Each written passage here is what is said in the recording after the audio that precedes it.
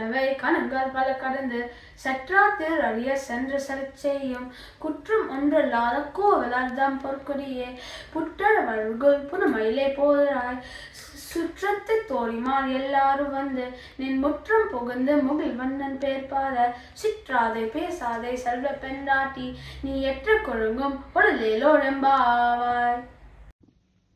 ஸ்ரீமதே ராமானுஜாய நமஹ. திருப்பாவையின் 11ஆம் பாசுரமான கற்றுக்கரவையின் பொருளை அனுபவிப்போம். திருப்பாவையின் 11ஆம் பாசுரமான கற்றுக்கரவையில் ஆண்டாள் ஒரு அழகிய காலை பொழுதை நமக்கு காட்டுகிறாள். அனைத்து கோபிகைகளும் நோன்பிற்காக எழுந்து கண்ணனின் திருநாமங்களை பாடத் தயாராக நிற்கின்றனர். ஆனால் அவர்களில் மிக பிரியமான தோழிகளில் ஒருத்தி மட்டும் இன்னும் நன்கு உறங்கிக் கொண்டிருக்கிறார். இந்த காட்சியை காட்டும் வகையில் ஆண்டாள் இந்த பாசுரத்தை அமைத்திருக்கிறார். கற்றுக்கரவை கணங்கள் பல கறந்து. இங்கு கறவை என்றால் இளம் பசுக்கள். கண்ணனின் தினசரி பராமரிப்பால் இவை எப்போதும் இளமையுடனும் பால் வளர்த்துடனும் இருக்கின்றனர். உறங்கிக் கொண்டிருக்கும் கோபிகையின் நன்னன் பொறுப்பாக பால் கறக்கும் கடமையை செய்து வருகிறான். இங்கு ஆண்டாள் 2 உண்மைகளை கூறுகிறாள். ஜீவாத்மாக்களின் எண்ணிக்கை போலே கண்ணனின் அருள் எல்லையற்றது. தர்மத்தை கைங்கரிய உணர்வோடு செய்தால் அது உயர்ந்ததாக மாறுகிறது. செற்றார் திரளைய சென்று செழிச்செய்யும். உறங்கிக் கொண்டிருக்கும் கோபிகையின் நன்னன் கண்ணனின் எதிரிகளை காத்திருக்காமலே அவர்களிடத்திற்கே சென்று போரிடுவார். ஆண்டாள் இந்த வீரத்தையே இங்கு வர்ணிக்கிறாள். ஆண்டாள் நமக்கு இப்போது சொல்ல வருவது என்னவென்றால், பெருமாளுக்கு ஏதேனும் குறை நடக்கும் முன்னே அதை தடுக்க முயற்சி செய்வது உயர்ந்த கைங்கரியமாகும். குற்றம் ஒன்றில்லாத கோவலர்தம் பொற்கொடியே.